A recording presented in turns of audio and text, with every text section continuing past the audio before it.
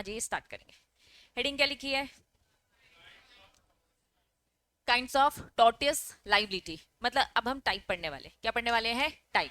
चलिए, तीन टाइप दिख रहे हैं। सबसे पहले क्या दिख रहा है? स्ट्रिक्ट और absolute liability, then vicarious liability, vicarious liability of the state. ठीक है, सॉरी, स्टेट। सबसे पहला जो कंसेप्ट पढ़ेंगे वो पढ़ेंगे स्ट्रिक्ट और एब्सोल्यूट। स्ट्रिक्ट और एब्सोल्यूट, जिसमें से सबसे पहले हम क्या पढ़ने वाले हैं? स्ट्रिक्ट। पहले स्क्रीन में देखेंगे, कंसेप्ट को पहले अच्छे से समझेंगे, आपकी बुक की लैंग्वेज में आऊंगी, ठीक है? चलिए, स्ट्रिक्ट मतलब तो जानते हो ना, जो एकदम स्ट्रिक्ट होता है, ठीक है, रिजिड होता है। Strict liability means liability without fault. Strict liability आप ही की होगी, आपका फॉल्ट हो चाहे ना हो, गलती हम आप ही की मानेंगे। वापस से मैं क्या बोल रही हूँ, गलती आपकी ही है, चाहे वो गलती आपने की हो चाहे आपने ना की हो, इससे कोई फर्क पड़ता नहीं है। आप ही के सर पे आएगा बर्डन, आपको ही पे ऑफ करना पड़ेगा। That was strict liability. Without intention negligence, आपका कोई इंटेंशन नहीं था वो गलत काम करने का, आपसे कोई लापरवाही नहीं हुई है, लेकिन स्टिल तब भी आप ही को गलती की पूरी भरपाई करनी पड़ेगी। तो स्ट्रिक्ट लाइबिलिटी होता क्या है? अभी हम इंट्रोडक्शन समझ रहे हैं। इंट्रोडक्शन बोलता है कि भाई गलती आपकी हो चाहे ना हो, आपका इंटेंशन था वो गलत काम करने का चाहे ना हो, इससे हमें फर्क नहीं पड़ता। अगर आपसे ये हो गया है, किसी और ने ये किया, तब भी हम आपकी गलती मानेंगे, आप ही को इसका जिम्मेदार मानेंगे। तो इस स्ट्रिक्ट लाइबिलिटी को हम क्या बोलते हैं? No fault liability. क्यों नो फॉल्ट? क्योंकि गलती तो आपकी नहीं है, तब भी आपके सर पे ऐसा आ रहा है। एक लैंडमार्क केस पढ़ेंगे, उस केस के थ्रू हम समझेंगे कि ये बताना हमें क्या चाहते हैं। अजय, वो लैंडमार्क केस है रेलिंस वर्सेस फ्लेचर। ठीक है, कुछ केसेस एड ऑन हो रहे। अभी इस चैप्टर में हमने सबसे पहला केस क्या पढ़ा था? Gloucester grammar school, then Ashby versus White. अब ये तीसरा केस है, याद रखना है, ये तो बहुत ही इंपॉर्टेंट केस है। वापस से केस का नाम रीड करो, क्या लिखा है? Rain versus Fletcher case. चलिए, अब पूरी स्टोरी समझते हैं पहले इस केस की, फिर आपकी बुक में आएंगे। रेलिन एक मील ओनर, कुछ कुछ मशीन्स बड़ी बड़ी बनती रहती है, ठीक है, मिल ओनर, फैक्ट्रीज एंड ऑल जो भी सामान बनाना है, तो इसका एक ओनर था। फ्लेचर उसके पड़ोस में रहने वाला। समझना, अब जमीन होती है बच्चों, जमीन है, ठीक है। एक जमीन किसकी थी? रिलेंट की थी। वो मिल का ओनर था, कुछ फैक्ट्रीज वैक्ट्रीज का कुछ बड़ा काम वो करवा रहा था, वहां पे मिल का काम करवा रहा था, ठीक है। उसकी बाजू वाली जमीन में रहने वाला कौन था? फ्लेचर था, ठीक है। उसका भी काम था, लेकिन उसका काम क्या था? माइन का। माइन क्या होता है? खुदाई, खदान होती है, जैसे कोयले की होती है, ऐसे बहुत सारी, डायमंड एंड ऑल ये सब उससे निकलता है, ऐसे बहुत सारी चीजों की, मिनरल्स की, तो ऐसे। हाँ, तो कुल मिलाकर दो पड़ोसी है। एक साइड कौन रह रहा है? रेलैंड रह रहा है, दूसरे साइड कौन रह रहा है? फ्लेचर रह रहा है। ये मिल ओनर है और यहाँ पे किसका काम कर रहा है? माइनिंग का काम कर रहा है, ठीक है। अब केस क्या हुआ?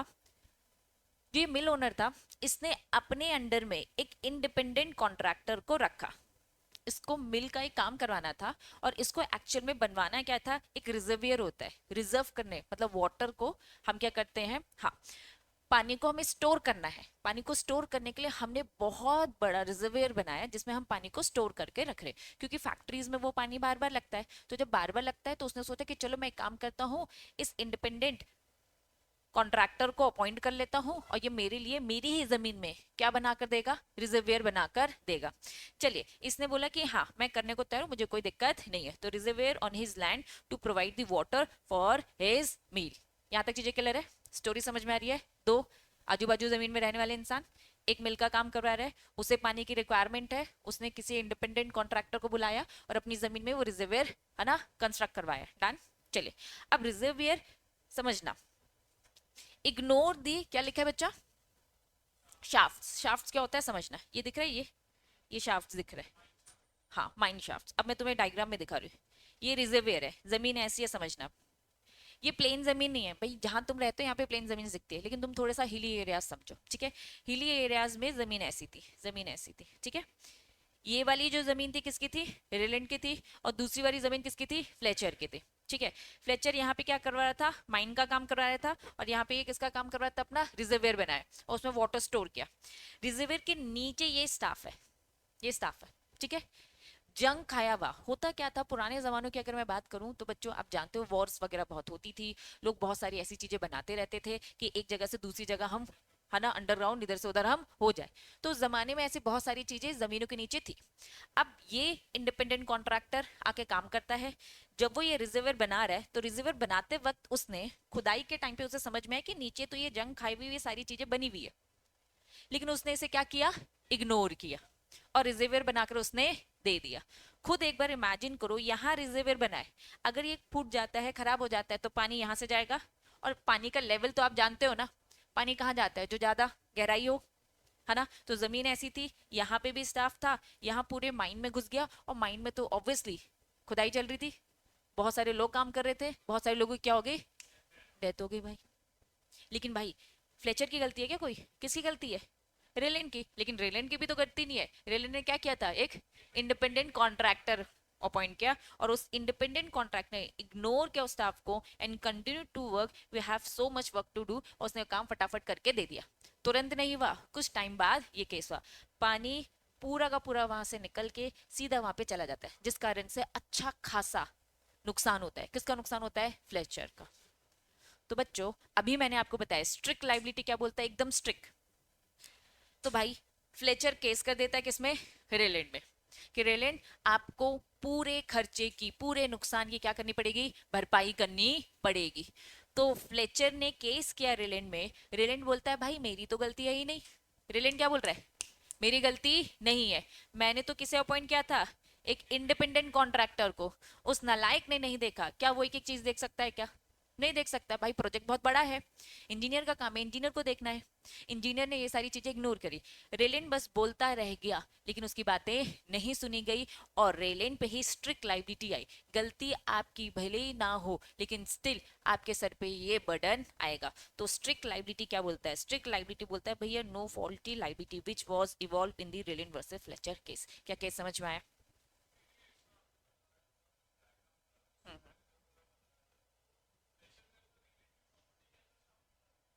बना ही नहीं थी, ये ऑलरेडी पुराना था, जमीन के अंदर ऑलरेडी ये खुदे हुए हैं, ऑलरेडी है। उसने क्या किया, बस अपना रिजर्वर बनाया। वो को इंसिडेंस था कि इसने इसे क्या नहीं किया अच्छे से। खुद आप सोचो इंजीनियर का काम क्या था, जैसे उसको ये दिखता पुराना, तो इसको क्या करना, ठीक करने का। कैसे ठीक करते हैं, डिमोलिश करना चाहिए था, लेकिन उसे क्या लगा, उसने देख लिया होगा ऑब्वियसली, उसे लगा भाई काम बहुत बढ़ जाएगा, वैसे इतने दिन से मैंने काम टाल के रखा है, अगर इसमें मैं घुसूंगा तो और उसने बहुत सारे प्रोजेक्ट्स ले रखे होंगे, वो नहीं कर पाऊंगा, तो एक काम करो ऊपर से थोड़ा बहुत ही सीमेंट एंड ऑल डालो और रिजर्वर बनाकर दे दो। लेकिन पानी का लोड इतना ज्यादा था कि वो झेल नहीं पाया, एक्चुअल में इसे डिमोलिश कर देना चाहिए था, इसको पूर देना था। पूर देना मतलब क्या होता है, पूरी, है ना, मटेरियल डाल के फिलिंग कर दो, पूरी फिलिंग कर दो, ठीक है। अब यहाँ अगर फिलिंग हो जाती तो कोई था ही नहीं यहाँ पर आने का, ये तो खुदाई तो कर ही रहे ना, ये तो खुदाई कर रहे हो ऑब्वियसली, तो यार यहाँ का पानी तो यहाँ आएगा ही ना। तो गलती पूरे से क्या थी, रेलिन की तो नहीं थी, किसकी थी, इंडिपेंडेंट कॉन्ट्रैक्टर की। देखो इंडिपेंडेंट कॉन्ट्रैक्टर को ये छोड़ेगा नहीं, लेकिन क्या ये फ्री हो जाएगा लाइबिलिटी से, नहीं। स्ट्रिक्ट लाइबिलिटी साफ साफ बोलता है मालिक कौन जमीन का, रेलेंट, तो मालिक ही फंसेगा, यही स्ट्रिक्ट लाइबिलिटी का रूल है। लेकिन स्ट्रिक्ट लाइबिलिटी की कुछ कंडीशंस है, आ जाओ। स्ट्रिक्ट लाइबिलिटी तब लगेगी जब आप अपनी प्रॉपर्टी में सबसे पहली चीज क्या रख रहे हो, डेंजरस थिंग।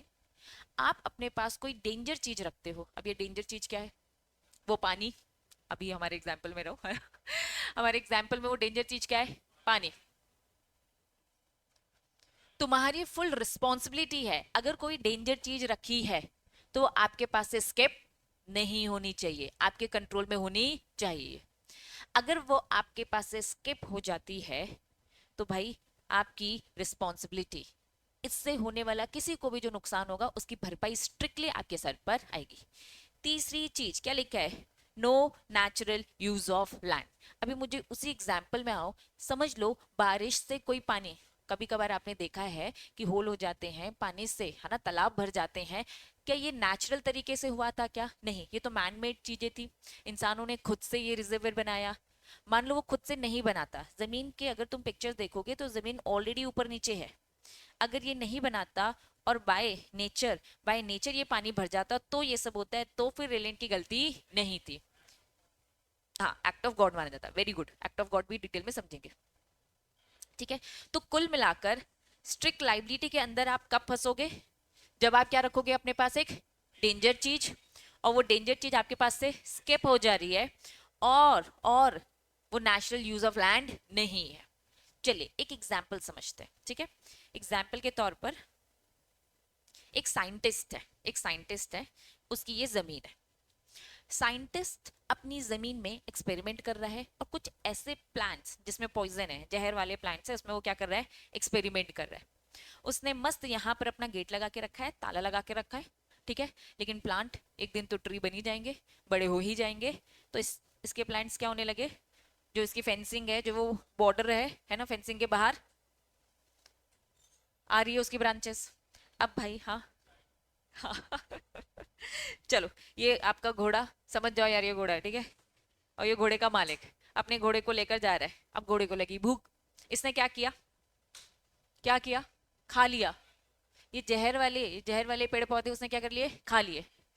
सबसे पहली बात, अब ये घोड़े का मालिक केस कर देता है किस पर, साइंटिस्ट पे, ठीक है।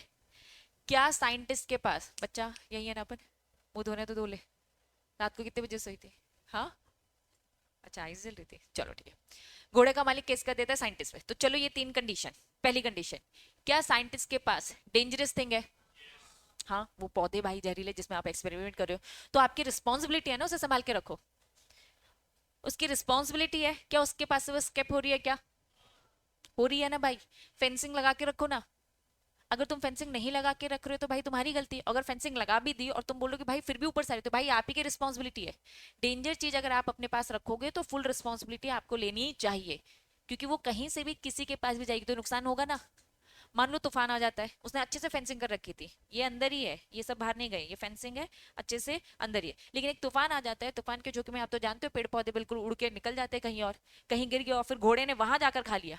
तब क्या साइंटिस्ट की गलती है, क्या क्या तब साइंटिस्ट की गलती नहीं है। तो साफ साफ इन्होंने बोला कि डिफेंसेस है, एक्सेप्शंस है। एक्सेप्शन नंबर वन उसी घोड़े वाले एग्जांपल को कंटिन्यू करूँ। सबसे पहले प्लेंटिफ ओन डिफॉल्ट। सबसे पहले तो बताओ प्लेंटिफ कौन होता है। अभी घोड़े और साइंटिस्ट में प्लेंटिफ कौन है, घोड़े का मालिक। घोड़े का मालिक केस करता है साइंटिस्ट पे और क्या बोलता है भाई, कि भाई मेरा घोड़ा तो मर गया। लेकिन गलती किसकी थी, प्लेंटिफ ओन डिफॉल्ट। भूख इतनी ज्यादा लग रही थी घोड़े को, तो उसने क्या किया, ताला तोड़कर अंदर घुसकर पेड़ का पौधा लेकर आता है और उसको, पेड़ का पौधा है ना, पेड़ का एक ब्रांच लेकर आता है और उसे खिला देता है। अब किसकी गलती है, प्लेंटिफ की खुद की गलती है। भाई साइंटिस्ट ने बड़े बड़े बोर्ड लगा के रखा है कि भाई इससे थोड़ा सा है ना संभल के रहिए, और प्रोहिबिटेड लिखा है कि अंदर घुसना अलाउड नहीं है, ये जहरीले पौधे सब लिखा है। अब वो कह रहा है मुझे पढ़ना लिखना नहीं आता, तो भाई ताला तोड़ के क्यों घुसा अंदर। तो प्लेंटिफ की अगर खुद की गलती है तो क्या वो साइंटिस्ट पे केस कर सकता है, नहीं। दूसरा क्या लिखा है, एक्ट ऑफ थर्ड पार्टी। एक कॉमन इंसान है जो इस घोड़े के मालिक को भी जानता है और साइंटिस्ट को भी, वो सबक सिखाना चाहता है, ठीक है, घोड़े के मालिक को। तो वो कुछ ऐसा करता है जिस कारण से ऐसा हो जाता है। तो किसी थर्ड पार्टी ने, मूवीज तो देखी होगी है ना, तो दोस्तों को लड़ाने वाला एक दुश्मन एक विलन आ जाता है, तो एक्ट ऑफ थर्ड पार्टी। किसी थर्ड पार्टी ने ये क्या है, तोड़कर भाई इसको खिला दिया। घोड़े का मालिक थोड़ी देर के लिए सो रहा था, वो साइंटिस्ट के वहां से निकाल कर खिला देता है ताकि ये दोनों में डिस्प्यूट हो जाए फिर, और उसका काम बन जाए। तो एक्ट ऑफ अगर थर्ड पार्टी है तो भी साइंटिस्ट बच जाएगा। नेक्स्ट क्या लिखा है, साइंटिस्ट ने साफ बोला था भाई मुझे ना एक्सपेरिमेंट करना है, ठीक है, तो तू मुझे अपना घोड़ा दे दे, मैं तुझे इसकी अच्छी कीमत दूंगा। तो प्लेंटिफ की क्या थी, कंसर्न थी ना, मालिक की क्या थी, कंसर्न थी। तो मालिक ने कंसर्न दिया, ला ले जा मेरा घोड़ा। उसने बोला था कि भाई ये बहुत डेंजरस है, उसने कहा हाँ हाँ तू मुझे अच्छी कीमत दे रहा है, मुझे कोई टेंशन। जब वो मर गया तो फिर वो एक्शन ले रहा है, तो प्लेंटिफ की तो फिर खुद की गलती है ना। पहला केस और थर्ड वाला केस क्या डिफरेंस समझ में आ रहा है। पहले केस में क्या है, ताला तोड़ के अंदर घुस गया, ठीक है, फोर्सफुली। थर्ड वाले केस में क्या है, उसका और साइंटिस्ट का क्या हुआ था, अग्रीमेंट हुआ था, हाँ कॉन्ट्रैक्ट हुआ था। सेकेंड वाले केस में क्या हुआ, कोई थर्ड पार्टी इन होती है और वो तोड़ के इसको खिला देती है, ठीक है। नेक्स्ट फोर्थ क्या लिखा है, एक्ट ऑफ गॉड। मतलब भगवान ने किया, भगवान ने कैसे किया, तूफान लेकर आए है ना, नेचुरल डिजास्टर कुछ भी हुआ है जिस कारण से उस तक वो पहुंच जाता है और वो खा लेता है। बच्चों लेकिन तुम्हें नहीं लगता इसे प्रूफ करने में हालत खराब होने वाली है, प्रूफ करना पड़ेगा। तो अगर आप प्रूफ करोगे तो यस बच जाएगा, कौन बच जाएगा, साइंटिस्ट बच जाएगा, ठीक है, डिफेंडेंट बच जाएगा, ठीक है। नेक्स्ट क्या लिखा है, ये कौन आ गया बीच में, स्टैट्यूटरी अथॉरिटी बोले तो लॉ, कानून। कानून में कहीं कहीं लिखा है कि कौन कौन सी चीजों में आपको छूट मिलने वाली है, तो कानून जहां बोलेगा वहां आपको छूट मिलेगी। तो कुल मिलाकर हम ये पढ़ रहे हैं, स्ट्रिक्ट लाइबिलिटी मतलब आपकी गलती नहीं है तब भी आपको क्या करनी पड़ेगी, भरपाई करनी पड़ेगी। साइंटिस्ट तो एक्सपेरिमेंट कर रहा था, थोड़े दिनों के लिए छुट्टी चला जाता है ताला मार कर, लेकिन साइंटिस्ट की तो कोई गलती नहीं, लेकिन उसके सर पे फिर भी बर्डन आएगा। कब आएगा, अगर उसने क्या कर रखा है, डेंजरस थिंग। दूसरा, वो डेंजरस थिंग उसके पास से, उसके कंट्रोल से बाहर हो गई है, आपकी रिस्पॉन्सिबिलिटी है कंट्रोल करके रखने का। भाई हम अपने घर में डॉग रखते हैं, अब डॉग आपका अगर पागल हो गया है तो डेंजरस चीज है आपके घर पर, किसकी रिस्पॉन्सिबिलिटी उसे संभाल के रखने की। अगर वो आपके पास से भाग जाता है, आपने उसको गले में पट्टा भी बांध के रखा है, मुंह पे भी उसका पूरा सब कवर अप कर रखा है, लेकिन स्टिल इसके बाद भी अगर वो कर लेता है तो रिस्पॉन्सिबिलिटी किसकी, मालिक की हुई ना। तो स्केप, और क्या लिखा है, no natural use of land. पहला वाला समझ में आया, डेंजरस थिंग। दूसरा क्या है, तीसरा क्या है, अब इस कंसेप्ट को थोड़ा सा समझेंगे, ठीक है। आ जाइए, डेंजरस थिंग अगर आप अपने पास रख रहे हो तो जैसे कुछ एग्जांपल्स हैं, है ना, आपने बॉम्ब वगैरह कुछ ऐसे रखा है, अपने घर पे रखा है, तो घर पे बॉम्ब रखना नॉर्मल है क्या, तो नेचुरल मतलब वो नेचुरल नहीं। उन्होंने कहा कि भाई एक होता है नॉर्मल, जो हर किसी घर पे मिल जाएगा, एक होता है एबनॉर्मल। यहाँ पे no natural use of land से मतलब क्या है, एबनॉर्मल चीजें नहीं होनी चाहिए। अगर मैं घरों की बात करेंगे तो आपने देखा होगा कि यहाँ तो भाई, इंडिया की बात नहीं करी मैं, फॉरेन कंट्रीज की बात करती हूँ, वहाँ पे बहुत ठंडी होती है। अगर ठंडी होती है तो आपने देखा होगा उनकी प्रॉपर चिमनीज बनी रहती है, वहाँ पे मस्त सोफा डाल के बैठे रहते हैं, आग वाग वहाँ पे फायर होता रहता है, लेकिन वो उनके घरों के लिए नॉर्मल है। लेकिन यहाँ पे भी ये सारी चीजें तो नॉर्मल नहीं है, तो आपको ये देखना पड़ेगा क्या एबनॉर्मल चीजें हैं। तो no natural use of land से मतलब क्या है, क्या एबनॉर्मल चीजें। अब आपकी बुक में आएंगे, यहाँ तक चीजें क्लियर है। चलिए, सबसे पहले आपको क्या दिख रहा है, स्ट्रिक और एब्सोल्यूट, ठीक है, स्ट्रिक और एब्सोल्यूट। अभी जो मैंने आपको कंसेप्ट बताया है वो स्ट्रिक का बताया, आपको यहाँ पे केसेस दिख रहा है, रेलिन वर्सेस फ्लेचर दिख रहा है। चलिए, रेलिन वर्सेस फ्लेचर, ये जो दो पैराग्राफ दिख रहे हैं ये पूरा का पूरा केस आपको अच्छे से एक्सप्लेन कर रहे हैं। जैसे सेफ्टी ऑफ हिज नेबर, ठीक है, एक्सीडेंटल हार्म जो भी हो गया, ब्रिंग, यहाँ पे फैक्ट्स ऑफ केस बोल रखा है, वही एक मिल ओनर था, ठीक है।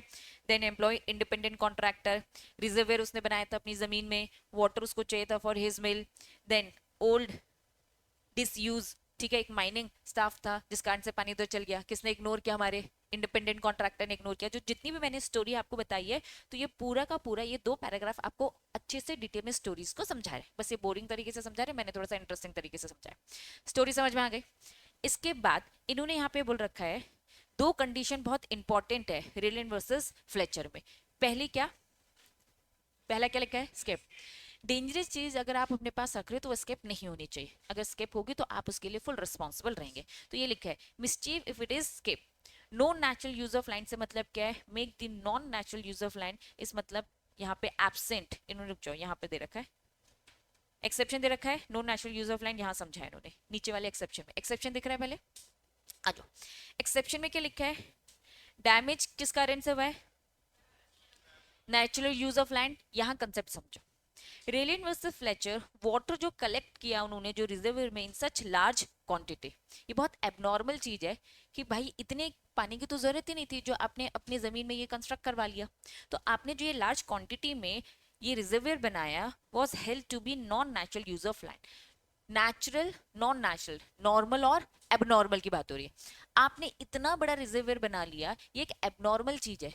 अगर एबनॉर्मल चीज अगर आपके पास है तो आपकी रिस्पॉन्सिबिलिटी है अपने कंट्रोल में रखने की। अगर वो स्किप होता है तो आपके सर पे क्या आती है, स्ट्रिक्ट लाइबिलिटी। क्लियर है, आ जाओ, कुछ एग्जांपल्स दिया है, देखो क्या दिया है, वाटर पाइप इंस्टॉलेशन इन दी बिल्डिंग। हर बिल्डिंग में वाटर पाइप इंस्टॉलेशन होता है, तो नॉर्मल है कि एबनॉर्मल है, नॉर्मल है, ठीक है। Working of the mines and the minerals on a land, lighting of the fire of the fire place of the house. मैं बाहर की कंट्रीज की बात करूँ, यहाँ पर इतनी ठंडी नहीं पड़ती कि भैया आपको प्रॉपर एक फायर प्लेस लगानी पड़े, ठीक है। नेसेसरी क्या लिखा है, writing of the supplying electricity light. Her building में इलेक्ट्रिसिटी है, हर जगह आपको इलेक्ट्रिसिटी मिलेगी, तो इलेक्ट्रिसिटी नॉर्मल है, ठीक है। Then fall under the category, ये सारे के सारे एग्जांपल्स हमने किसके पढ़े, नेचुरल यूज। या फिर मैं नेचुरल को हटा दूं तो मैं इसको क्या बोलूं, नॉर्मल। तो नेचुरल मतलब क्या है, नॉर्मल, नॉन नेचुरल मतलब क्या है, एबनॉर्मल। कोई भी चीज एबनॉर्मल है और वो डेंजरस है, स्किप नहीं होनी चाहिए। अगर ये सारी चीजें होगी तो आपके सर पे क्या आएगी, स्ट्रिक्ट लाइबिलिटी। आपके सर पे क्या आएगी, स्ट्रिक्ट लाइबिलिटी। लेकिन आप बच सकते हो, डिफेंडेंट बच सकता है। कब बच सकता है, क्या लिखा है, कंसर्न ऑफ द प्लांटिव, मेरे एग्जांपल में कंसर्न क्या था, दोनों के बीच में अग्रीमेंट हुआ था, घोड़े के मालिक और साइंटिस्ट में। नेक्स्ट क्या लिखा है, एक्ट ऑफ थर्ड पार्टी, कोई बीच का है ना, जो बदला लेना चाहता है। नेक्स्ट क्या लिखा है, कानून अगर कहीं पे मना करता है तो यस, यहाँ पे बीच में कानून आ गया, कानून बोलता है हम बताएंगे कि कहाँ कहाँ आपको छूट मिलने वाली है और कहाँ कहाँ आपको छूट नहीं मिलने वाली है। नेक्स्ट क्या लिखा है, एक्ट ऑफ गॉड, जैसे एग्जाम्पल अर्थक्वेक आ गया, कुछ भी नेचुरल डिजास्टर आ गए, ठीक है, या फिर क्या लिखा है, एस्केप ड्यू टू उसकी खुद की गलती, भूख इतनी ज्यादा लगी थी, ताला तोड़कर फेंसिंग को कट कर कर अंदर घुस जाता है तो वो खिलाता है। स्ट्रिक्ट लाइबिलिटी समझ में आया, अगर स्ट्रिक्ट लाइबिलिटी समझ में आ गया है तो बच्चा अभी एब्सोल्यूट नहीं पढ़ा है, एब्सोल्यूट भी अपने आप आ जाएगा, आ जाइए। नेक्स्ट है, हाँ कहाँ दे रखा है, इसमें कोई पॉइंट है क्या, ये हो गया, ये हो गया, अच्छा ये वाला, हाँ ये स्ट्रिक और एब्सोल्यूट का साथ में, पहले भी एब्सोल्यूट करवाती हूँ, दोनों साथ में आ जाएगा, ठीक है। स्ट्रिक समझ में आया, अभी स्ट्रिक समझा, एब्सोल्यूट नहीं समझा है, आ जाओ अभी एब्सोल्यूट, क्या लिखा है, absolute liability, it is application of the strict liability but क्या लिखा है, विदाउट एक्सेप्शन। समझो, स्ट्रिक्ट लाइबिलिटी क्या है, स्ट्रिक्ट लाइबिलिटी क्या है, डेंजरस थिंग स्केप हो गई और आपने एबनॉर्मल यूज किया था तो आपके सर पे क्या आती है, strict liability. Strict liability India में एप्लीकेबल नहीं है, वापस वापस वापस, बहुत इंपॉर्टेंट बात बता रही हूँ, स्ट्रिक्ट लाइबिलिटी इंडिया में एप्लीकेबल नहीं है, एब्सोल्यूट लगता है इंडिया में। क्या लगता है, एब्सोल्यूट लगता है। क्या भोपाल गैस कांड सुना है, क्या था भोपाल गैस कांड, थोड़ा बताओ, हिस्ट्री तो सुनी होगी,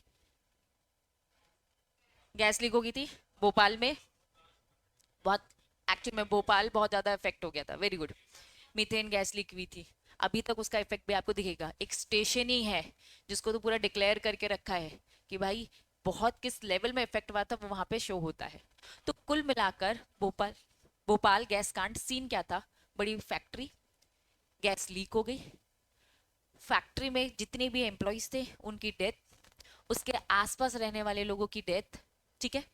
अब थोड़ा सा अपन समझते हैं, अभी हमने क्या पढ़ा, क्या वो जो गैस मीथेन गैस है क्या वो डेंजरस चीज है, पक्का, क्या वो डेंजरस चीज आउट ऑफ कंट्रोल स्केप हो गई है क्या, हाँ बिल्कुल हो गई है ना, लार्ज स्केल पे स्केप हो गई है, ठीक है।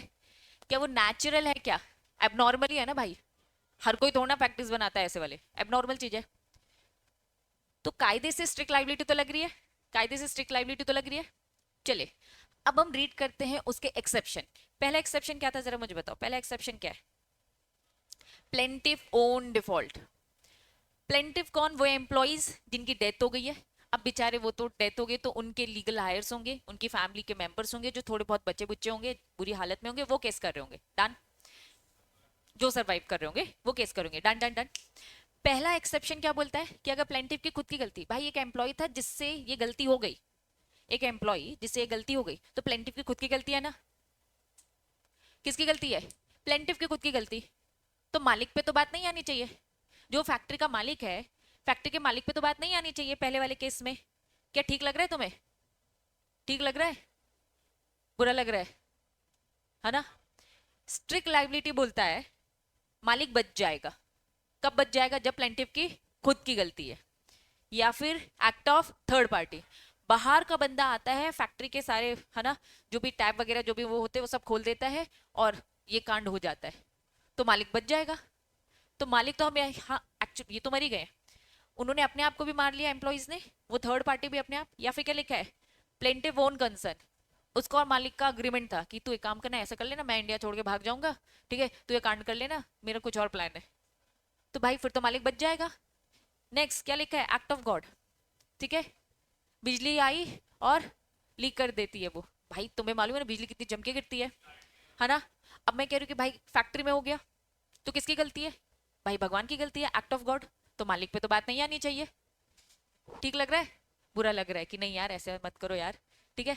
इसीलिए साफ साफ बोल दिया उन्होंने, स्ट्रिक्ट लाइबिलिटी फॉरेन का केस है, हम नहीं मानते एक्सेप्शंस को, हम मानते हैं किसको, एब्सोल्यूट को, और एब्सोल्यूट की पहली लाइन आपको बोल रही है absolute liability is a strict liability, absolute liability is strict liability, लेकिन लेकिन लेकिन क्या लिखा है, हमारी इंडिया में एक्सेप्शन नहीं लगता, अगर एम्प्लॉय ने खुद आग लगाई है तो भी मालिक पे बात आएगी।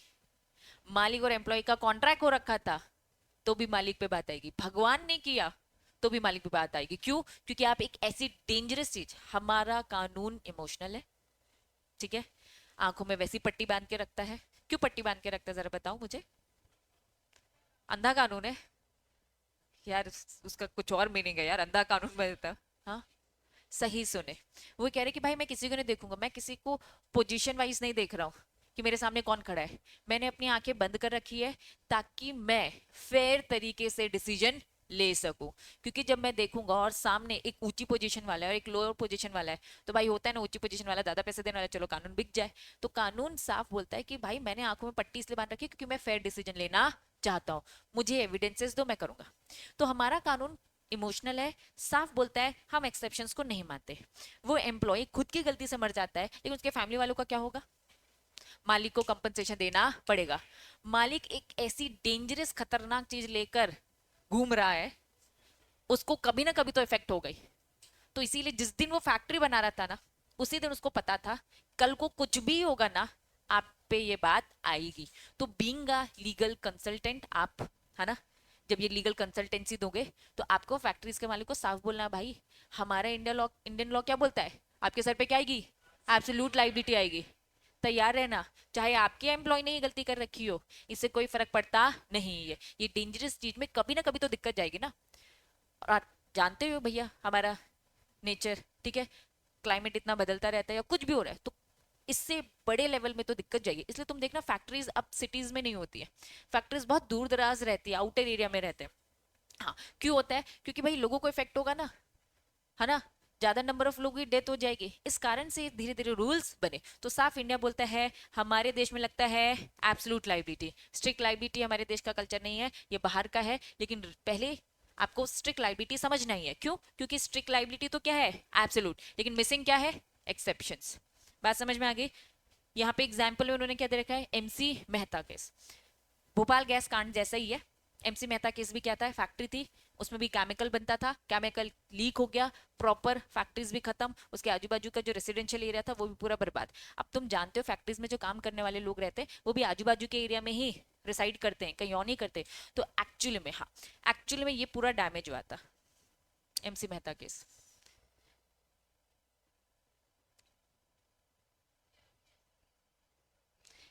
होता रहता है, ये इन्होंने बस एक केस का नाम दे दिया, ये बस एक केस का नाम दे दिया, लेकिन ये होता रहता है।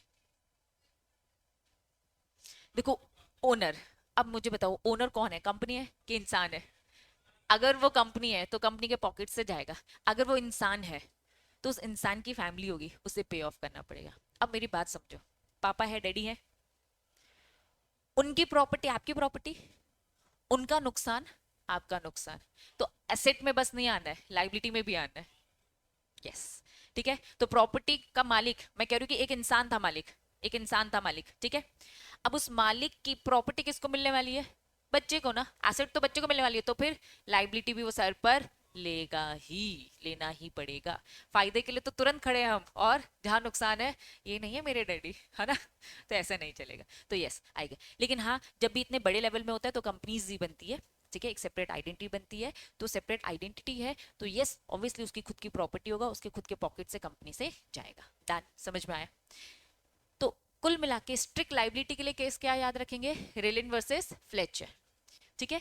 दूसरा अभी जो हमने पढ़ा यहाँ पर, एब्सोल्यूट लाइबिलिटी के लिए एमसी मेहता, भोपाल गैस कांड, और ये होते ही रहते हैं क्योंकि भाई ये तो भाई किसी से भी गलती हो सकती है। इसलिए उन्होंने कहा कि भाई मालिक जिस दिन बना रहे हो ना, तो उस दिन सर पर, है ना, ये लाइबिलिटी आपके आ गई कि कल को कुछ भी होता है। क्योंकि भाई सरकार इमोशनल है, वो ये कह रही है कि भाई इतनी पूरी फैमिलीज को कौन संभालेगा, आप ही को तो पे ऑफ करना पड़ेगा, भले उसकी खुद की गलती हो, ठीक है। चलिए, अब आपकी बुक में आएंगे, यहां तक तो समझ में आ गया। पहले उस वाले कंसेप्ट में जाएंगे, क्या लिखा है? स्ट्रिक और एब्सोल्यूट, ये मिल गया, ये वाला कंसेप्ट देखो, स्ट्रिक और absolute. Without intention defendant is liable. Plaintiff case करेगा, बच्चा प्लेंटिफ डिफेंडेंट समझ में आ रहा है ना? प्लेंटिफ कौन केस करता है, डिफेंडेंट कौन जिसपे केस किया जा रहा है, ठीक है। चलिए, डिफेंडेंट हमेशा लायबल होगा, भले उसका इंटेंशन नहीं था, भले उसकी तरफ से कोई नेग्लिजेंसी नहीं थी, उसकी कोई लापरवाही नहीं थी, किसी और के चक्कर में वो फंस गया on the part of the defendant. पहली दो लाइनें समझ में आ गई। नेक्स्ट आ जाओ। इन्होंने कहा है कुछ कैटेगरीज है। सबसे पहले क्या लिखा है, liability for the inevitable accident. Inevitable मतलब अनेबल टू अवॉइड, ऐसा कोई भी एक्सीडेंट जो आप अवॉइड नहीं कर सकते हैं तब भी आपके सर पे ही लायबिलिटी आएगी। यही तो पढ़ा हमने स्ट्रिक्ट और एब्सोल्यूट में, ठीक है। चलिए, लायबिलिटी फॉर दी क्या लिखा है, इनएविटेबल मिस्टेक। इनएविटेबल का मतलब क्या बताया, अनेबल टू अवॉइड, जिसे अवॉइड नहीं किया जा सकता। कोई अगर आपकी मिस्टेक भी है, person interfere with the property या reputation of the another, yes आपके सर पे बात आएगी। Vicarious liability for wrong committed by the others, किसी और ने भी किया है, किसी और ने भी किया है, liability for the master. Actually जो ये थर्ड पॉइंट है ना, ये कनेक्टेड है किससे, वापस आओ, हम अभी पढ़ने वाले हैं, यहां हमने देखा था टॉर्टिस लायबिलिटी के कितने काइंड थे, तीन। पहला क्या था, स्ट्रिक्ट और एब्सोल्यूट, दूसरा क्या था, विकेरियस लायबिलिटी, और तीसरा क्या था, विकेरियस लायबिलिटी स्टेट। जो वहां पे उन्होंने पॉइंट दे रखा है ना, वो थर्ड वाला, वो ये वाला कह रहा है कंसेप्ट। तो अभी नेक्स्ट टॉपिक में यही पढ़ाने वाली हूँ, वो ऑटोमेटिकली वहां कवर हो जाएगा। चलिए फटाफट गो थ्रू करेंगे। सबसे पहले हमने क्या पढ़ा, स्ट्रिक्ट और एब्सोल्यूट। सबसे पहले स्ट्रिक्ट बताओ, स्ट्रिक्ट में हमने क्या पढ़ा, अगर आपके पास कोई डेंजरस थिंग है और वो स्केप हो जाती है और वो no natural use of land है, तो लाइबिलिटी मालिक की ही होगी। चाहे गलती भले ही किसी और की हो, मालिक के ही सर पे सारी चीजें आएंगी, लेकिन मालिक बच सकता है। कब कब exception, concern of third party, अरे सॉरी यार, concern of plaintiff, act of third party, act of God, plaintiff का डिफॉल्ट, स्टैट्यूटरी अथॉरिटी। अब देखो पहले प्लेंटिफ को पकड़ के चलो। प्लेंटिफ मतलब केस करने वाला, केस करने वाले की खुद की गलती या फिर केस करने वाले ने कंसर्न दे रखा था, ठीक है। चलो, फिर एक्ट ऑफ थर्ड पार्टी या फिर act of God. Third party और गॉड में डिफरेंस समझ पा रहे हो, ठीक है। फिर हमने और क्या पढ़ा, स्टैट्यूटरी अथॉरिटीज ने बोल रखा है, ठीक है, कानून ने बोल दिया कहां कहां आपको छूट मिलेगी। फिर हमने पढ़ा कि स्ट्रिक्ट लायबिलिटी भाई इंडिया में लगता ही नहीं है। हमारा सुप्रीम कोर्ट साफ बोलता है कि एब्सोल्यूट लगता है। क्यों लगता है, क्योंकि यहाँ पे एक्सेप्शन अलाउड नहीं है। साफ बोल दिया है कि भाई आपने देखोगे तो कौन देखेगा, ये तो मर गया है, उसकी फैमिली को कौन देखेगा। सरकार भी खुद से पैसे देती, खुद आप न्यूज़पेपर में न्यूज चैनल में देखते रहे, तो यहाँ पे ये हो गया तो सरकार अपनी तरफ से कंपनसेशन, लेकिन सरकार तो देगी प्लस उसके मालिक से भी लेगी। तो उनको कुल मिलाकर हर तरीके से, है ना, ऑब्वियसली बच्चा सरवाइव कैसे करेंगे, इसलिए उनको वो कंपनसेशन दिया जाता है। तो इंडिया में क्या लगता है, स्ट्रिक्ट या एब्सोल्यूट। स्ट्रिक्ट लाइबिलिटी का केस का नाम बताओ, रेलिन वर्सेस फ्लेचर। एब्सोल्यूट लाइबिलिटी का केस का नाम, एशबे वर्सेस वाइट किस में था, इंजूरिया शाइन डेमनम। डेमनम शाइन इंजूरिया का केस का नाम बताओ, ग्लॉस्टर ग्रामर स्कूल। चलिए, यहां तक चीजें क्लियर है। अब आते हैं विकेरियस में।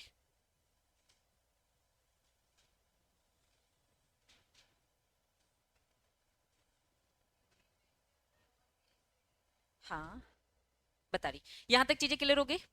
फिर ये मैंने बताया ये केस, ठीक है। अब देखो, ये इन्होंने यही बताया, MC Mehta, applicability of the rule of, ये मार्क कर लो, दिख रहा है ये वाला पेज मिला, इसी के बाद मिलेगा, मिल गया, इसमें बस ये मार्क कर लो। Applicability of the rules of Rylands versus Fletcher in case of the M C Mehta, ठीक है। We have to evolve new principle, हमने अपने खुद के न्यू प्रिंसिपल बनाए। न्यू प्रिंसिपल क्या है कि बस हम एब्सोल्यूट लगाएंगे विदाउट एक्सेप्शन, मार्क किया।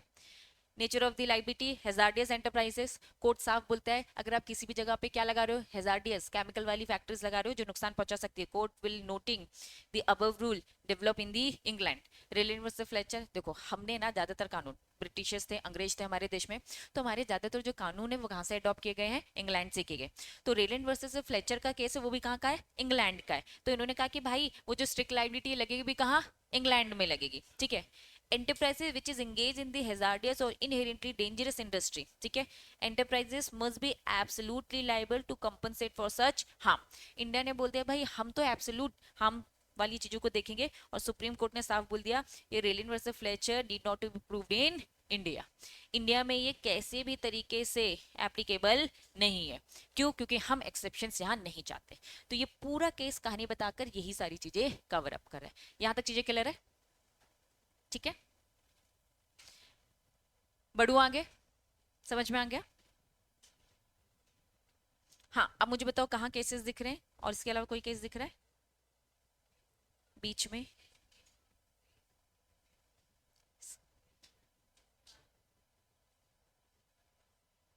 इसके ऊपर फर्स्ट लाइन, एक्सेप्शन टू, ये इसकी बात कर रहे हो? नहीं, ये बस नाम दे रखा है, एक्सप्लेनेशन उसका रेल यूनिवर्सिटी फ्लेचर जैसा ही है, ठीक है।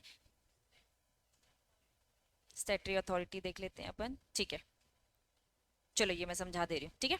स्टैट्यूटरी अथॉरिटी, स्टैट्यूटरी अथॉरिटी मतलब हमारी क्या आ गई है, ठीक है, लीगल। और हमेशा याद रखना बच्चा, जो भी लॉ है ना, लॉ छूट किसको देगा, हमेशा सरकार को देगा। लॉ कौन बना रहा है, छूट किसको देगा, ठीक है।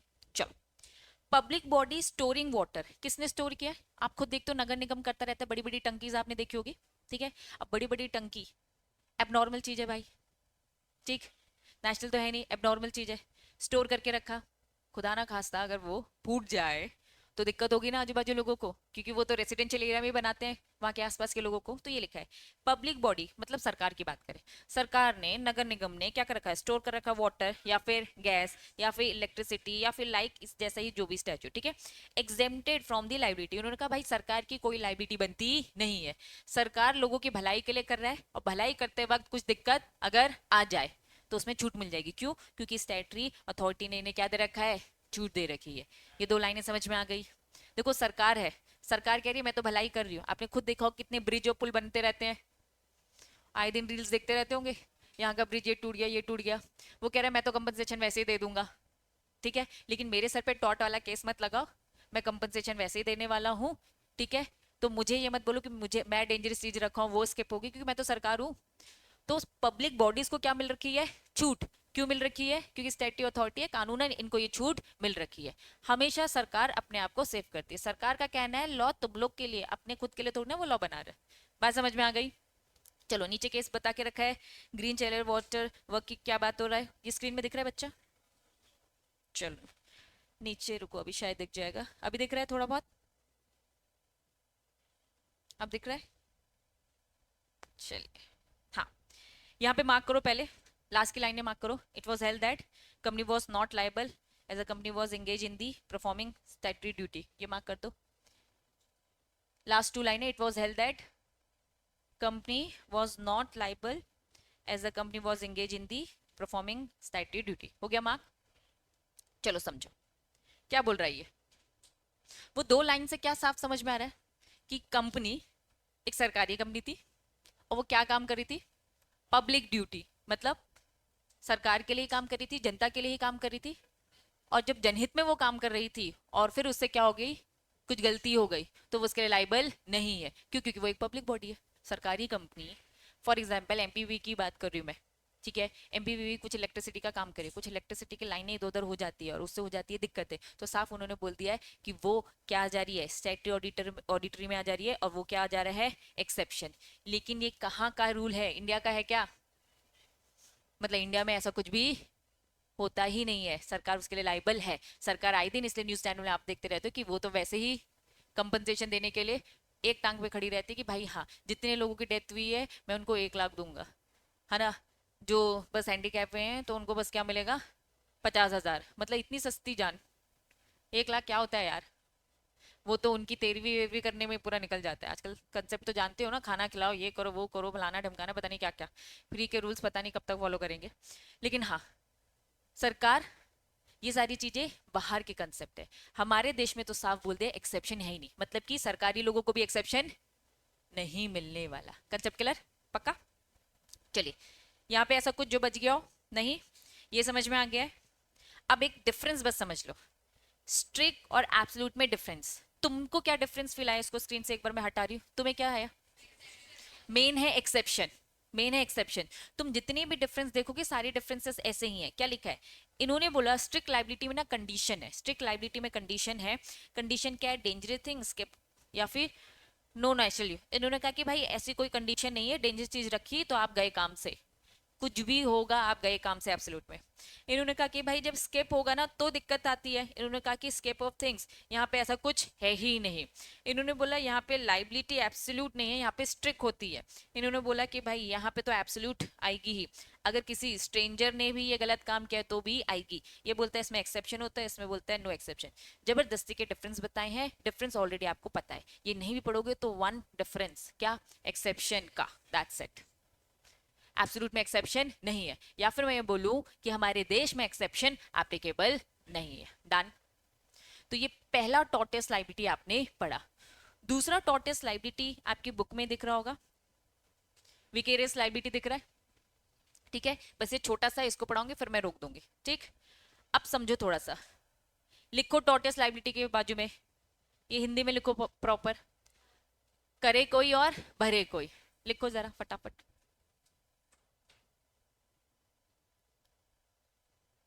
करे कोई भरे कोई।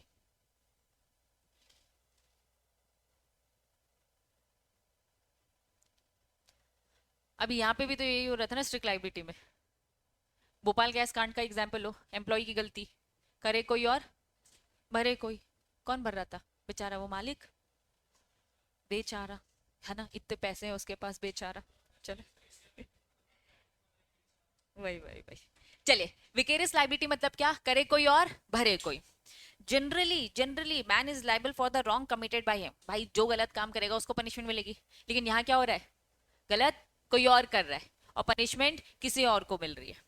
But there are certain circumstances in which one person become liable for the tort committed by the another.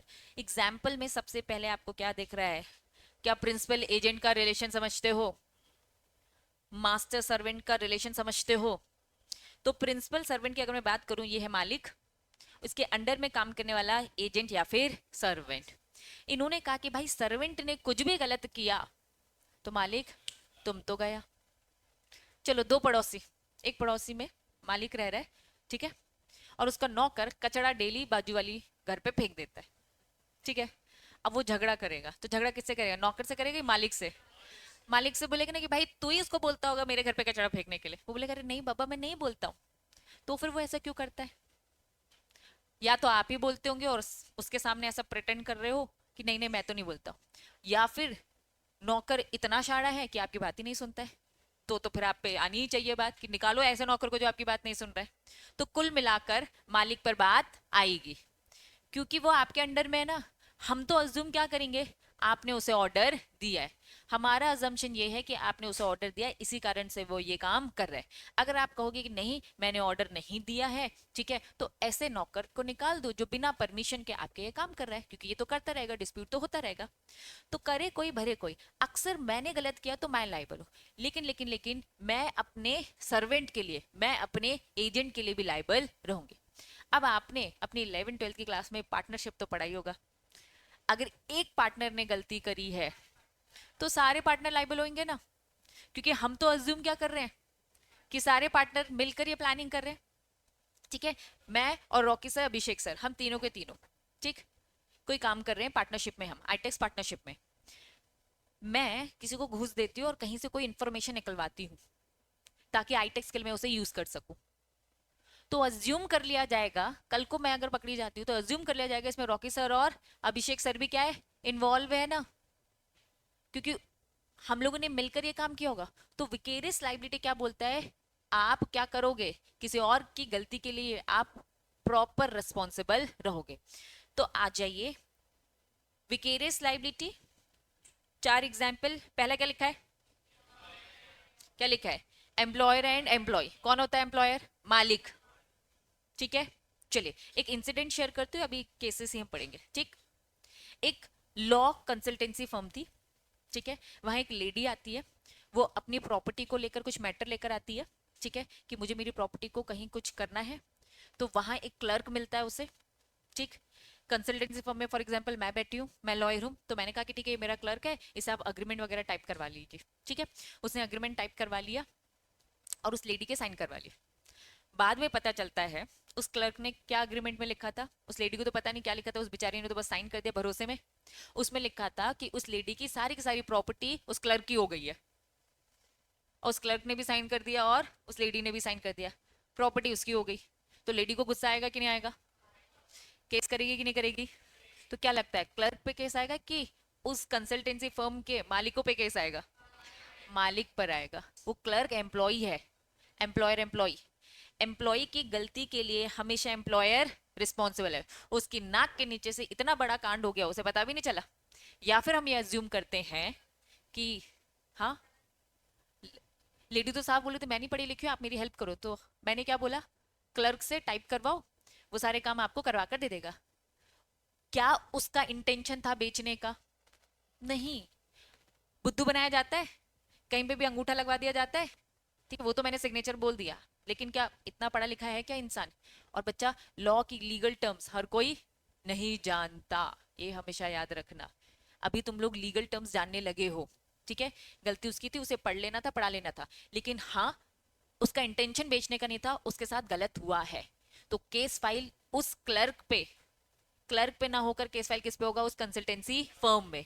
क्यों? क्योंकि ड्यूरिंग द एम्प्लॉयमेंट उसने ये कांड किया। मान लो वो लेडी उसे पर्सनली क्लर्क को जानती थी, घर में उसने ये काम करवाया और क्लर्क ने वो काम किया, इसमें कोई कंसल्टेंसी फर्म बीच में नहीं है, ठीक है, तो फिर वो जो कांड होगा वो कहाँ हो जाएगा? उसके लिए वो पर्सनल लाइबल हो जाएगा। लेकिन ये किसी एम्प्लॉयमेंट में हुआ, किसी के अंडर में हुआ, तो यस, एम्प्लॉयर पे बात आएगी। तो एम्प्लॉयर एम्प्लॉय की बात करें तो एम्प्लॉय की गलती के लिए हमेशा एम्प्लॉयर रिस्पॉन्सिबल। हाँ बेटा बोलो।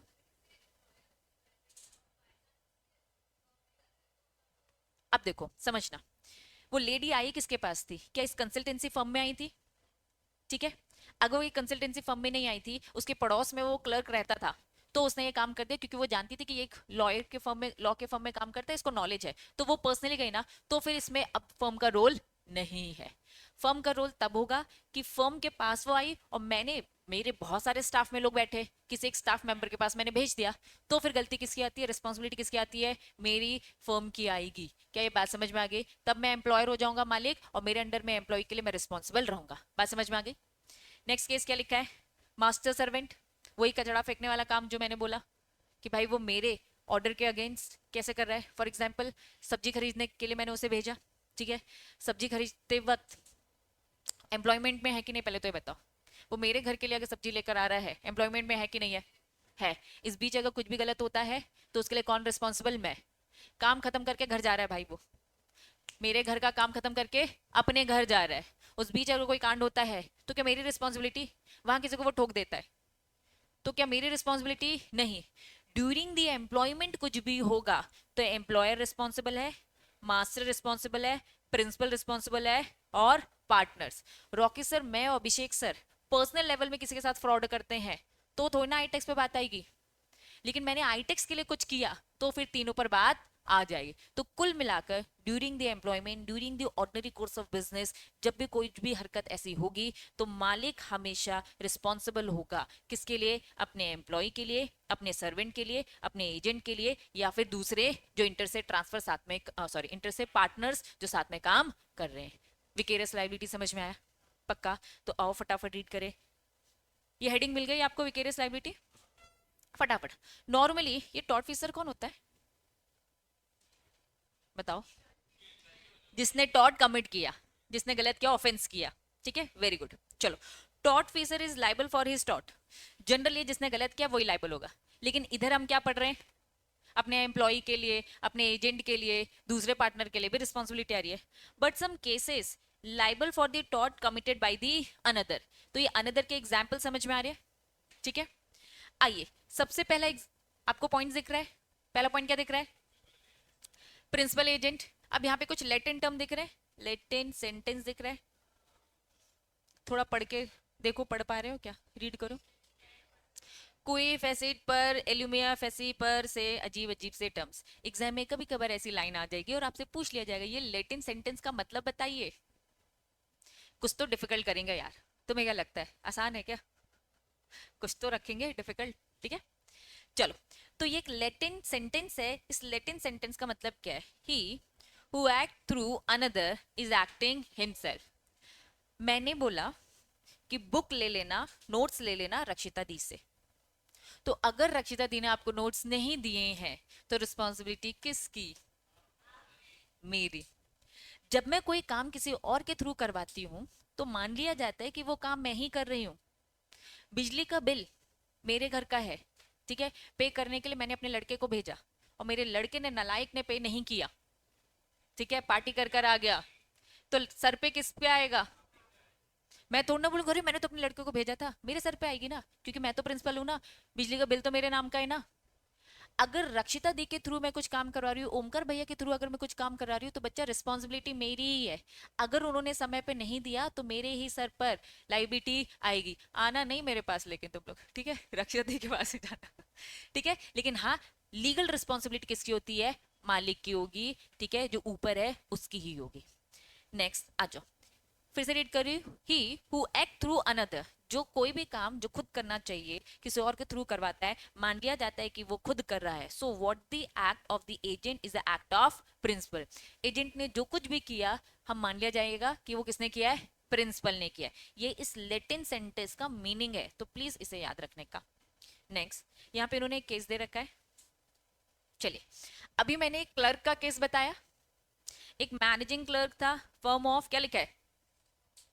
सोलिसिटर, मतलब एक तरीके से लॉयर फर्म की ही बात होती है, लॉयर का ही एक दूसरा नाम है ये।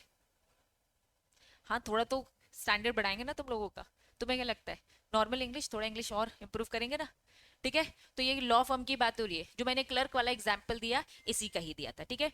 बिजनेस कमिटेड फ्रॉड, ठीक है, एक लेडी क्लाइंट थी जो फ्रॉडुलेंटली साइन लेते हैं उसका और पूरी प्रॉपर्टी अपने नाम कर देते हैं, तो उन्होंने साफ साफ बोला जो ये फर्म के जो मालिक पार्टनर्स हैं ये प्रिंसिपल है, इन पे सारी की सारी लाइबिलिटी आएगी। क्या पहला प्रिंसिपल एंड एजेंट कंसेप्ट समझ में आया विद केस? चलिए, नेक्स्ट क्या लिखा है यहाँ पे? एक छोटा सा पार्टनर छुपा के लिखा है उन्होंने, दिख रहा है, ठीक है, थोड़ा प्रेजेंटेशन इधर उधर हिला हुआ है। All the other partners are liable, हमेशा पार्टनर्स लाइबल रहेंगे, साफ साफ लिखा है भाई, ये तो क्या है? Jointly, joint and severally, jointly and severally liable होते हैं। किसी एक पार्टनर की गलती के लिए बाकी पार्टनर्स को भी क्या करना पड़ेगा? भुगतना पड़ेगा। मैंने आपको एग्जाम्पल दिया था, यहाँ पे भी एक केस दिख रहा है कि दो पार्टनर थे, किसी एक ने घूस दी, घूस दे के क्या कर रहा था? किसी को क्या बोल रहा था? सीक्रेट इंफॉर्मेशन डॉक्यूमेंटेशन दो। अगर एक ने घूस दी है तो मान लिया जाएगा कि दूसरा भी इसमें इन्वॉल्व है। क्या ये केस समझ में आ गया? हाँ हाँ, क्योंकि पार्टनर्स में सब फायदा नुकसान सब बटेगा, ठीक है। दूसरा केस समझ में आ गया। नेक्स्ट क्या लिखा है? मास्टर एंड सर्वेंट, क्या बोलता है? सर्वेंट एक्टिंग, ये कुछ नहीं, इसका मतलब बस ये लोग क्या बोल रहे हैं? स्पेसिफिक अथॉरिटी, प्रिंसिपल ही स्पेसिफिकली एजेंट को कोई काम कहता है। फॉर एग्जांपल मैं अगर नोट का एग्जांपल दूं, नोट्स आपको रक्षिता दी से लेना है, तो मैंने रक्षिता दी को स्पेसिफिक इंस्ट्रक्शन पहले से ही दे रखे कि भाई आपको ये काम करना है, तो ये स्पेसिफिक अथॉरिटी है। और ये क्या लिखा है? Authority bye relation. मास्टर और सर्वेंट का रिलेशन ही ऐसा होता है, मतलब हमें ये डीम्ड है, मान लिया जाता है। वापस, मैं अगर रक्षिता दी की बात करूं तो रक्षिता दी को मैं स्पेसिफिकली बताऊंगी ये करना है, ये करना है, ये करना है, ठीक है। लेकिन जब मास्टर एंड सर्वेंट की बात आती है, घर पे अगर कोई है ना मेरे अंडर में कोई काम कर रहा है, तो ऐसे बहुत सारे काम है जो मुझे अलग से बताने की जरूरत नहीं है, बाय रिलेशन वो यूज टू हो के समझ जाता है कि क्या क्या क्या क्या करना चाहिए, मुंह से मुझे बोलने की जरूरत नहीं है, वो खुद ब खुद ये सारे काम कर देगा। लेकिन प्रिंसिपल एजेंट में अलग से स्पेसिफाई मुझे करना पड़ेगा, तो बस ये बताना चाह रहे, ठीक है। चलिए, मास्टर सर्वेंट में क्या बोल रहे हैं? Acting in the course of employment, हमेशा याद रखना, in the course of employment मतलब क्या? एम्प्लॉयमेंट के टाइम पर, जैसे मैंने वो क्लर्क का एग्जांपल दिया, क्लर्क ऑफिस आवर्स में यहाँ पे बैठ के काम किया है और वो फर्म के पास आई थी, लेकिन वो पर्सनली पड़ोसी में अगर वो क्लर्क रहता है उसके पास गए तो फिर क्या दिक्कत थी? क्या फर्म पे बात आ रही थी? क्या नहीं। सर्वेंट के केस में भी उन्होंने ये बोल रखा है कि सर्वेंट के केस में क्या होगा भाई? ड्यूरिंग द एम्प्लॉयमेंट वो ये काम कर रहा है, कचरा फेंकने का काम वो ये कर रहा है, ठीक है। लेकिन अगर वो अपने घर जाते वक्त कुछ भी कांड होता है तो उसके लिए फिर मालिक रिस्पॉन्सिबल नहीं है। डन। नीचे उन्होंने बस पॉइंट वाइज एक ही चीज को बता के रखा है, एक बार उसे रीड करना। Master is liable not only for the acts being committed by the servant but also done by way which are not specifically authorized। जो मालिक ने नहीं भी बोला तो भी मालिक उसके लिए रिस्पॉन्सिबल रहेगा। मालिक ने नहीं बोला था कचरा उनके घर पे फेंको, लेकिन वो खुद से फेंकता रहता था, तब भी मालिक उसके लिए क्या रहेगा? रिस्पॉन्सिबल रहेगा। नहीं बोला था तब भी उसके लिए रिस्पॉन्स, क्योंकि ड्यूरिंग द आवर्स वो ये सारे काम कर रहा है। आपको उसे समझाना चाहिए। ए और बी समझ में आ गया? क्या लिखा है? एम्प्लॉयर बोले तो मालिक, और बाजू में क्या लिखा है? अभी रेलेन वर्सेस फ्लेचर केस पढ़ा अपन ने, क्या था रेलेन वर्सेस फ्लेचर केस में? मालिक था, इंडिपेंडेंट कॉन्ट्रैक्टर। उन्होंने सिंपल कॉन्ट्रैक्टर नहीं था, मैंने वहां पे आपको साफ बोला क्या है वो, इंडिपेंडेंट कॉन्ट्रैक्टर। एक होता है डिपेंडेंट, एक होता है इंडिपेंडेंट, पहले तो उसका मीनिंग समझो, ठीक है? हाँ, फॉर एग्जाम्पल डोमिनोज, पिज्जा हट, ये सब तुम देखते हो, फ्रेंचाइजी लेते हो, सारी जगह खाओगे ऑलमोस्ट सेम टेस्ट आता है, सेम सारी रेसिपी, सारी चीजें, मतलब वो इंस्ट्रक्शन देते हैं, मतलब वो डिपेंडेंट है कि इंडिपेंडेंट? डिपेंडेंट है। वो एक एक चीज आपको बता रहे, मैं आपको बताऊंगी क्या करना है कैसे करना है, तो आप डिपेंडेंट हो। मैं कहूंगी ये काम करना है तो आप बोलोगे दीदी छोड़ दो मुझ पर, अब मैं अपने तरीके से करूंगा, दैट वॉज इंडिपेंडेंट, ठीक है? तो उन्होंने बोला एम्प्लॉयर और इंडिपेंडेंट कॉन्ट्रैक्ट का कंसेप्ट समझते हैं। एम्प्लॉयर ने इंस्ट्रक्शन दिया ही नहीं है, एम्प्लॉयर ने इंस्ट्रक्शन दिया ही नहीं है, तो क्या एम्प्लॉयर रिस्पॉन्सिबल होगा इंडिपेंडेंट कॉन्ट्रैक्टर के लिए? नहीं होगा। लेकिन यार हमने वहां तो पढ़ा था, हो गया था वो, एक्सेप्शन नाम की भी तो चीज होती है ना भाई, एक्सेप्शन में आएगा वो। साफ बोला एम्प्लॉयर और उसका जो सर्वेंट है, अगर वो सर्वेंट क्या है, इंडिपेंडेंट कॉन्ट्रैक्टर है, मैंने कहा ये घर बनाना है, उसने बोला कि मुझ पे छोड़ दीजिए, मैं डिजाइनिंग सेलेक्ट करूंगा, मैं मटेरियल सेलेक्ट करूंगा, सब कुछ मैं करूंगा, तो इसका मतलब ये है कि कल को इस घर पर बात आती है, ये घर अगर टूट के गिर जाता है, यहाँ पे कोई भी लेबर है उसके साथ कोई अनसर्टिनिटीज कुछ भी हो जाती है, तो मालिक इसके लिए रिस्पॉन्सिबल नहीं है, क्योंकि मालिक ने कुछ भी इंस्ट्रक्शन नहीं दिए थे। हाँ, यहाँ साफ लिखा है ना, स्पेसिफिकली बताया बताया, ये कह रहे भाई हमने तो कुछ नहीं बताया, तुम अपनी मर्जी के मालिक हो, जब तुम अपनी मर्जी के मालिक हो तो आपकी गलती के लिए भी आप ही मालिक रहोगे। इंडिपेंडेंट कॉन्ट्रैक्टर मालिक हो गया अपना खुद का, और एम्प्लॉयर मालिक, तो उन्होंने कहा भाई दोनों मालिक मालिक है ना, रिस्पॉन्सिबिलिटी तो कब आ रही है, जब एक तरफ मालिक हो और दूसरी तरफ क्या हो, सर्वेंट हो। बात समझ में आ रही है? तो अगर इधर भी मालिक हो इधर भी मालिक है, तो रिस्पॉन्सिबिलिटी क्या हो जाएगी, रिस्पॉन्सिबिलिटी क्या हो जाएगी, क्या वो लेगा, मास्टर लेगा? बिल्कुल नहीं लेगा। तो कुल मिलाकर अगर एक तरफ एम्प्लॉयर है और दूसरी तरफ इंडिपेंडेंट कॉन्ट्रैक्टर है, तो रिस्पॉन्सिबिलिटी एम्प्लॉयर की है कि नहीं, बताओ? चेंज करियो, एक तरफ एम्प्लॉयर है और दूसरी तरफ डिपेंडेंट कॉन्ट्रैक्टर है। Independent contractor is one who work for the another but who is not controlled by the other। वो काम तो कर रहा है किसी और के लिए, लेकिन उसका कंट्रोल बिल्कुल नहीं है। एम्प्लॉयर मालिक उसे बिल्कुल कंट्रोल नहीं कर रहा है, जब कंट्रोल नहीं कर रहा है तो भाई रिस्पॉन्सिबिलिटी भी नहीं लेगा ना। प्रिंसिपल एजेंट में तो एजेंट को बोल रहा था ना कि भाई कर करा कर करा, ठीक है, तो रिस्पॉन्सिबिलिटी है। यहाँ तक चीजें क्लियर है? एक हेडिंग होगी, ये आपको थोड़ा सा सरदर्द दे देगी। हेडिंग क्या लिखा है? Where employer is liable for the act of, अब मालिक इंडिपेंडेंट कॉन्ट्रैक्टर के लिए लाइबल हो जाएगा। एक्सेप्शंस, यहां लिखो ये एक्सेप्शन है। हमने अभी क्या पढ़ा, अभी हमने क्या पढ़ा, लाइबल नहीं होगा, जनरल रूल। अब मैं पढ़ा रही हूं आपको क्या, एक्सेप्शन। कि ये सेकंड वाला एक्सेप्शन समझ में आ रहा है? स्ट्रिक्ट लाइबिलिटी,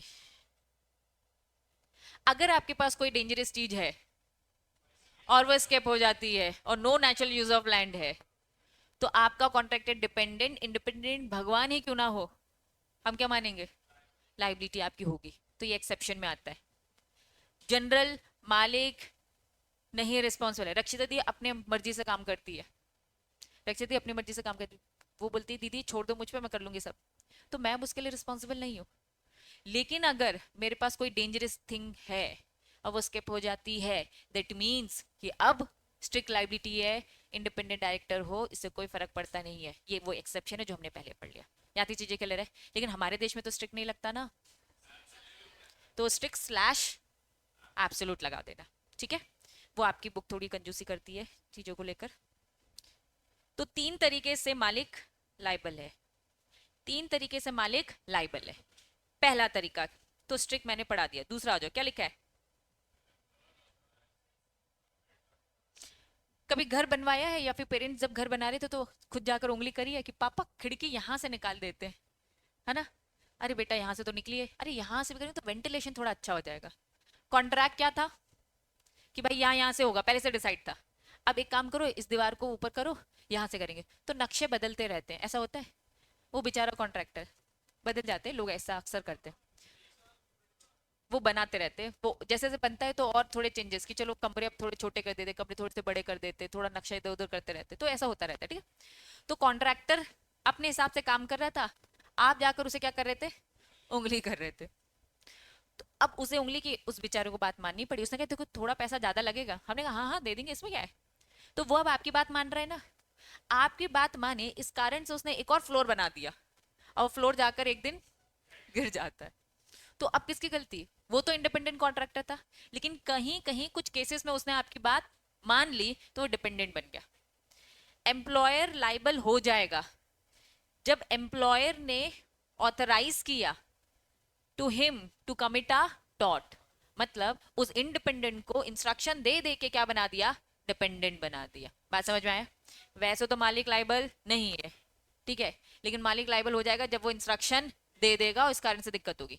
दूसरा क्या है, अगर आपके पास क्या थी, सरफेस स्ट्रिक या फिर एब्सोल्यूट लाइबिलिटी रहती। तीसरा क्या लिखा है,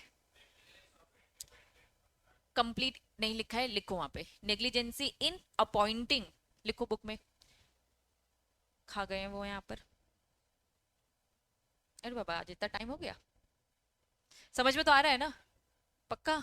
बेटा तेरे को आ रहा है क्या, नहीं आ रहा, कुछ भी नहीं आया, थोड़ा बहुत है ना, बस बस मेरे लिए बस अभी इतना ही है ना। पहले डे के हिसाब से मैं नहीं एक्सपेक्ट करूंगी पूरा आ जाए, थोड़ा सा आना चाहिए।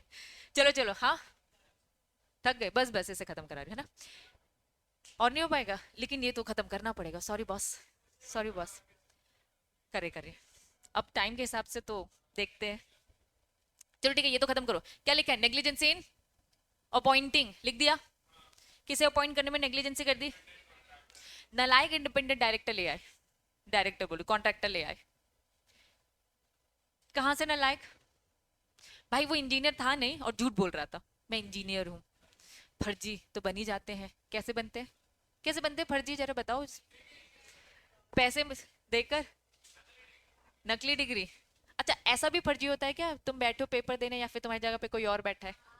अच्छा ऐसा भी होता है कि चीटिंग वीटिंग हो जाती है, किया है क्या, करवाया है क्या, बता दो। नहीं, स्कूल में किया है, करवाया भी है, जरूरी है, सारी चीजें जरूरी है ना। चलो मजे आते, सीएसईटी में नहीं करना, हाँ मालूम है ना, ऑनलाइन पेपर होगा, तो ऑनलाइन पेपर होता है तो दिमाग में क्या थॉट्स आते हैं, चीटिंग हो जाएगी। बच्चों चीटिंग मत करना, ठीक है, भटको नहीं, भटकने का नहीं, वापस। मैंने अभी आपको क्या बताया, मालिक इंडिपेंडेंट कॉन्ट्रैक्टर के लिए रिस्पॉन्सिबल नहीं है, लेकिन रिस्पॉन्सिबल हो जाएगा, पहला केस कब हो जाएगा, जब वो उंगली करेगा, है ना। दूसरा क्या, स्ट्रिक या फिर एब्सोल्यूट, ठीक है। फिर क्या लिखा है, नेग्लिजेंसी कर दी किसमें, अपॉइंट करने में, क्या, इंडिपेंडेंट कॉन्ट्रैक्टर। भाई तुमको अच्छे से सारी इंक्वायरी अपनी तरफ से करनी थी। अब देखो तुमने अपनी बस से इंक्वायरी करी, तुमने कहा कि भाई डिग्री दिखा दो, उसने डिग्री दिखा दी, वो ज्यादा स्मार्ट निकला, है ना, डिग्री भी बनवा ली, सारी चीजें फर्जीवाड़ा कर ली। बस आपको अपनी तरफ से जहां जहां चीजें चेक कर सकते थे वो आप चेक कर लो, उसके बाद छोड़ दो भगवान भरोसे, ठीक है, फिर आप कुछ नहीं कर सकते। अब तुम्हारी किस्मत ही खराब है तो फिर क्या ही कर सकते, है ना। तो फिर एम्प्लॉयर इस केस में लाइबल हो जाएगा। जो नेग्लिजेंसी वाला केस है यहाँ पे इन्होंने एक बताया है, where employ is not liable for the act of independent contractor. Actual में यहाँ पे केस पहले मैं समझाऊंगी, केस से समझना। आपने देखा है कि बड़ी बड़ी जब बिल्डिंग कंस्ट्रक्ट होती है तो उसमें ग्रीन कलर का एक शेड डाल देते हैं या फिर नेट वगैरह उसमें डाल देते हैं, रीजन बता सकते हो क्यों ऐसा किया जाता है। वेरी गुड, बाहर दिखाते नहीं है, पोल्यूशन नॉर्म्स है, कोई एक और चीज है जो आप मिस कर रहे हो। आपने देखो एक नेट वगैरह भी बना देते, जितनी बड़ी बिल्डिंग होती है नेट्स वगैरह क्यों लगते हैं। वेरी गुड, एक्सीडेंट्स ना हो, ऊपर से अगर कुछ गिर जाए, है ना, या इंसान भी गिर जाए तो उस नेट में फंस जाएगा, बच जाएगा, या फिर कोई चीज गिर जाए तो भाई नीचे के इंसान बच जाएंगे। अब केस क्या था, केस क्या था यहाँ पर, केस ये था कि एक विंडो फिट करना था। आप देखते हो ग्लासेस अगर फूट जाते हैं तो एक बड़ी बड़ी बिल्डिंग्स, एक विंडो फिट करना था। बंदा जाता है और विंडो फिट करता है, तो भाई उसका प्रॉपर एक बॉक्स होता है जिसमें पार्ट्स वगैरह होते हैं, ठीक है। अब वो मस्त उसे खोलकर विंडो क्लिक कर रहा है, हवा का एक झोंका आया और वो केस सीधा नीचे गिर जाता है। और नीचे बिल्डिंग में नेटिंग नहीं थी, कोई नेट नहीं था, अगर नेट होता तो वो सब उसमें फंस जाता, बच जाता, ठीक है। नीचे आने जाने वाले लोगों को उससे हो गई दिक्कत। हम पहुंच गया। ठीक है, तो अब मुझे बताओ रिस्पॉन्सिबिलिटी किसकी। अब एक तरफ है एम्प्लॉयर, दूसरी तरफ है इंडिपेंडेंट कॉन्ट्रैक्टर। वो विंडो का जो ग्लास ठीक करने आया था वो इंडिपेंडेंट कॉन्ट्रैक्टर था। सीन क्या था, बिल्डिंग का मालिक भी तो नालायक था, उसने क्या किया, क्या किया, नेटिंग नहीं लगाई। तो ये क्या लिखा है, कोलेट्रल नेग्लिजेंसी। कोलेट्रल मतलब क्या होता है, दोनों की मिलकर लापरवाही है, उस अकेले बंदे की ये लापरवाही नहीं है। तो एम्प्लॉयर इज नॉट लाइबल, वैसे तो एम्प्लॉयर लाइबल नहीं होगा इंडिपेंडेंट कॉन्ट्रैक्टर के लिए, लेकिन लाइबल हो जाएगा कब, अगर कोलेट्रल नेग्लिजेंसी आती है। इंडिपेंडेंट बंदा आया था ग्लास ठीक करने, लेकिन यहाँ कुछ सिचुएशंस ऐसी होती है जिसमें दोनों को कंसर्न दिखाना पड़ता है। तो ये जो सिचुएशन है इसमें दोनों का कंसर्न होना चाहिए था। तो कुल मिलाकर पूरी की पूरी कहानी ये है, पूरा उसका फ्लो चार्ट हमारा यहाँ खत्म होता है। कब एम्प्लॉयर लाइबल होगा, कब होगा, क्या लिखा है, with the authority of employer, मतलब क्या, उंगली किया, उंगली किया। कब एम्प्लॉयर लाइबल होगा, जब स्ट्रिक्ट या एब्सोल्यूट, या फिर अपॉइंट करने में आपने नेग्लिजेंसी, अनाड़ी को ले आए आप खुद से, तो भाई अब तो रिस्पॉन्सिबिलिटी आप ही की, अनाड़ी को क्यों लेके, एक्सपर्ट को लेके आते तो आपकी रिस्पॉन्सिबिलिटी नहीं होती। या फिर कोलेटरल नेग्लिजेंसी। कब लाइबल नहीं रहेगा मालिक, जब उसने अपनी तरफ से पूरी सावधानी रखी, उसे चाहे अपॉइंट करने में हो, अगर वो स्ट्रिक्ट लाइबिलिटी नहीं है तो फिर वो सारी रिस्पॉन्सिबिलिटी किसकी आएगी, खुद से, इंडिपेंडेंट कॉन्ट्रैक्टर। तो ये था आपका पूरा कंक्लूजन। ठीक है, तो अब मैं आपको ब्रेक दे सकती हूँ। अच्छा ये तो रह गया, कौन सा बच्चा ब्रैकेट में, ये, हाँ ये लिखा था कोलेटरल नेग्लिजेंसी लिखा है मैंने, अलग से हाईलाइट करने के लिए मैंने ऐसा किया, कोलेटरल नेग्लिजेंसी ही लिखा है मैंने एरो डालकर। ठीक है, ये समझ में आ गया। एक चीज बस मैं होमवर्क दे रही हूँ तुम लोग को, ये क्या लिखा है, खुद सोचो एक बार क्या होगा। Liability for the act of servant, master responsible है किसके लिए, सर्वेंट के लिए, लेकिन in the course of the employment, ये बात याद रखना, एम्प्लॉयमेंट। ठीक है, और यहाँ पे दो केस है, इस केस को मैं डिस्कस करूंगी, लेकिन मैं चाहती हूँ एक बार खुद से रीड करो और देखते हैं समझ में आता है कि नहीं आता। समझ में आ गया तो वेरी गुड, ठीक है, नहीं समझ में आता तो मैं समझाऊंगी, लेकिन मैं चाहती हूँ कि आपको ये चीजें समझ में आए। ठीक है, चलो, नहीं अब मैं नहीं लूंगी, माफ किया। ठीक है, तो आज की सभा करते हैं समाप्त।